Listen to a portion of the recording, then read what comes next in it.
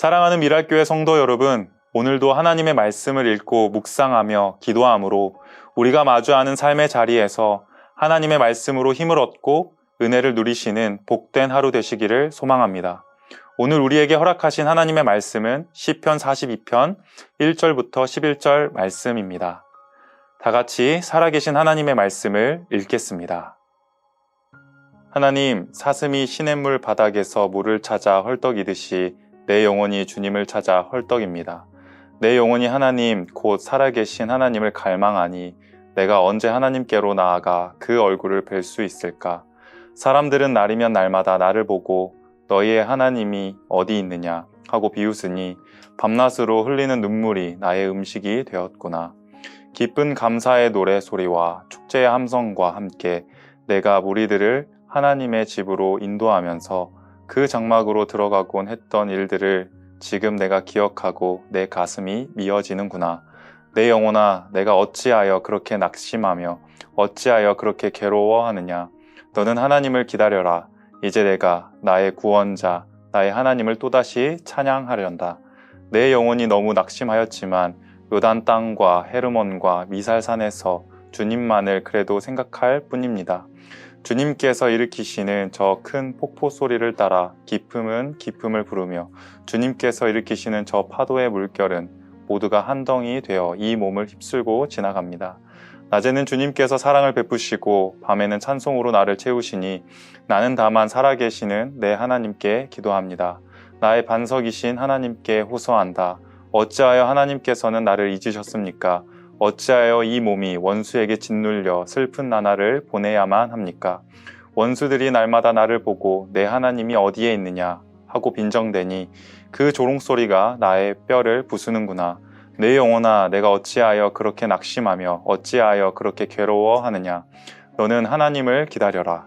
이제 내가 나의 구원자, 나의 하나님을 또다시 찬양하련다. 아멘.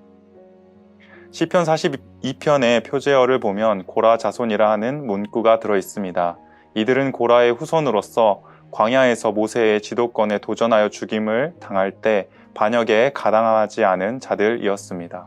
이후에 고라의 자손들은 역대상 26장 1절에 보면 성전 문지기를 담당하였고 또 역대하 20장 19절을 보면 큰 소리로 이스라엘의 하나님 여호와를 찬송하는 자의 역할을 감당했습니다.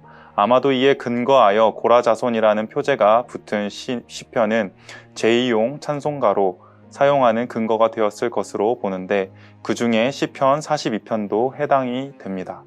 성경에 기록된 시편은 총 150편이 있습니다. 이 시편은 총 5권으로 분류하는데 오늘 본문 시편 42편은 시편 중에서 제2권에 해당하는 시편 42편부터 72편 중 처음에 해당합니다. 42편을 천천히 묵상하면 등장하는 시인의 상황은 그렇게 밝아 보이지는 않습니다. 오히려 극심한 고난 가운데 있는 상황임을 알 수 있습니다. 그럼에도 시인은 1절에 물을 찾는 사슴의 모습으로 자신을 표현하면서 하나님을 찾기에 갈급함을 나타내고 있습니다. 그 갈급함이 얼마나 큰지 목이 마른 사슴은 그 갈증을 해소하지 못하면 죽게 된다고 합니다. 이와 같은 심정으로 지금 시인은 하나님을 더욱 간절히 찾고 있는 것입니다. 왜일까요? 목마른 사슴에게 물이 생명수가 되듯 하나님을 간절히 찾는 시인에게는 하나님이 생명이 되기 때문입니다. 이처럼 우리의 삶 가운데도 하나님만을 간절히 찾기를 바랍니다. 그러나 우리에게 하나님을 찾는 것은 가장 먼저가 아니라 가장 마지막일 때가 많습니다. 닥쳐온 어려움 앞에 자신의 경험을 먼저 사용하기도 하고 세상에 준비되어 있는 여러 가지 방법들과 도구들을 먼저 사용해서 해결해 보려고 합니다. 그렇게 하다가 안 되면 마지막에 찾는 것이 하나님일 때가 너무나도 많습니다. 매번 뒤늦은 후회를 하지만 최후에 하나님을 찾을 때가 많은 우리의 연약함을 말씀을 통해 비춰본다면 언제나 어디서나 생명 되신 하나님을 먼저 찾고 구하는 우리가 되기를 소망합니다. 계속해서 시인의 상황은 이전에 하나님의 임재의 상징인 성전에 나아갈 수 있던 상황과 반대로 나갈 수 없는 상황인 듯 합니다.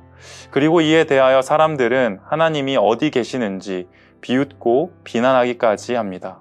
이 시는 단순히 특정 상황에서만 노래되었던 것은 아니겠지만 만약 하나님의 임재의 상징인 성전에 나갈 수 없는 상황이며 이스라엘 백성들이 주권을 잃어버린 상황에 대입한다면 이때는 포로로 잡혀가는 시기가 될 수 있을 것입니다. 포로로 잡혀가기 이전에는 하나님께서 허락하신 약속의 땅에서, 그것도 하나님의 전에서 기쁨과 감사의 노래를 마음껏 부를 수 있었을 것입니다. 하지만 지금 시인은 그때를 추억할 뿐 그렇게 하나님을 기쁘게 노래할 수 없는 어려운 환경에 처했습니다. 심지어 주변에서도 하나님이 살아계시냐는 듯한 비난을 들어야 하는 상황입니다. 아까 말씀드렸듯이 포로로 잡혀간다면 이 모든 고난의 상황은 하나님께 대한 이스라엘의 불순종으로 일어난 것입니다. 그렇기 때문에 어떠한 말도 할 수 없이 이것을 받아들여야 할 것입니다. 설령 하나님의 백성들의 죄로 인하여 고난을 당할지라도 우리는 어떻게 해야 할까요? 열왕기상 8장 38절과 39절 같이 하나님께 나아가야 합니다. 주님의 백성 이스라엘 가운데 어느 한 사람이나 혹은 주님의 백성 전체가 재앙이 닥쳤다는 것을 마음에 깨닫고 이 성전을 바라보며 두 팔을 펴고 간절히 기도하거든 주님께서는 주님께서 계시는 곳 하늘에서 들으시고 판단하셔서 그들을 용서해 주십시오. 주님께서는 각 사람의 마음을 아시니 주님께서 각 사람에게 그 행위대로 갚아 주십시오. 주님만이 모든 사람의 마음을 아십니다. 아멘. 그렇습니다. 설령 하나님께 죄를 지어 포로로 잡혀가게 된 상황일지라도 하나님의 백성은 마음에 깨닫고 돌이켜 하나님께 소망을 두어야 합니다. 이와 같은 경우를 예로 든 이유는 하나님께 죄를 지었다고 해서 구약의 이스라엘 백성들처럼 포로로 잡혀가는 상황은 우리에게 잘 일어나지 않기 때문입니다. 오히려 우리는 세상 가운데 하나님의 자녀로 살다가 고난을 받는 것보다 그렇지 못할 때가 더 많기 때문에 그렇습니다. 성도의 삶은 다양합니다. 삶의 자리에서 믿음을 지키려다가 받는 고난도 있을 것이고 하나님의 살아계심을 잊고 살다가 당하는 환난의 경우도 있을 것입니다. 그럴 때 우리는 어떻게 해야 할까요?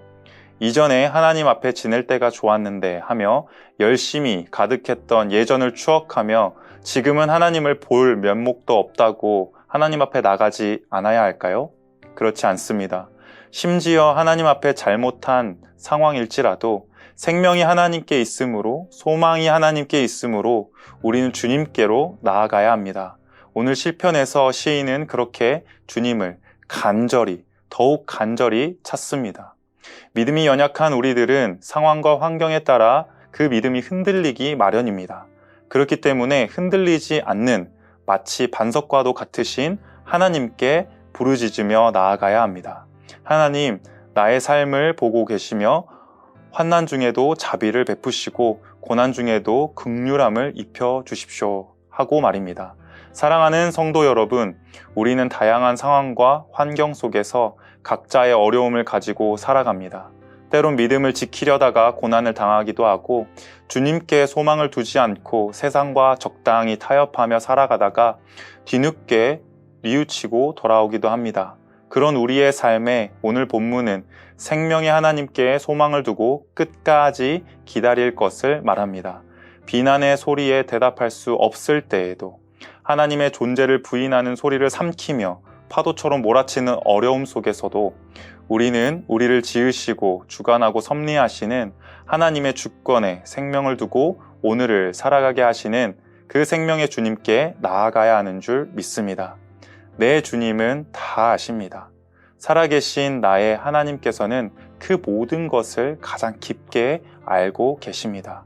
그러니 우리는 모든 것을 주님께 맡기며 잠잠히 주님이 이루실 구원과 생명을 소망하며 살아가야 하는 줄 믿습니다. 환경은 그렇지 못하더라도 우리는 할 수 있는 것이 한 가지 있습니다. 기도가 나오지 않을 때도 할 수 있는 것이 있습니다. 바로 찬양입니다. 아마 시인도 42편의 시를 노래하며 구원의 하나님을 소망하며 기다렸을 것입니다. 우리도 이 시편의 시인처럼 그렇게 하루하루를 찬양으로 소망하며 힘을 얻기를 바랍니다. 기도하겠습니다. 반석 되신 신실하신 하나님 아버지, 그렇습니다. 우리의 삶의 어느 순간이라도 주님이 없이는 살아갈 수 없는 연약한 죄인임을 고백합니다. 그러니 생명 되신 주님을 더욱 간절히 찾으며 나아갑니다. 아버지 하나님, 우리의 삶에 가장 가까이에서 우리를 바라보시고 우리를 위로하시며 하늘에서 내려주시는 그 주님의 평안으로 우리를 단단히 싸매 주시옵소서. 그리하여서 세상을 바라보며 흔들리는 것이 아니라, 고난을 바라보며 좌절하는 것이 아니라 생명의 주님 되신 하나님을 소망하며 그 부르신 자리에서 기도하고 감사함으로 찬양하며 나아가길 소망하오니, 우리 입술 가운데서 주님을 향한 찬양의 고백이 끊이지 않게 하시고, 그런 우리의 삶에 주님 찾아와서 말씀하여 주시며 힘을 더하여 주시고 위로하여 주시옵소서.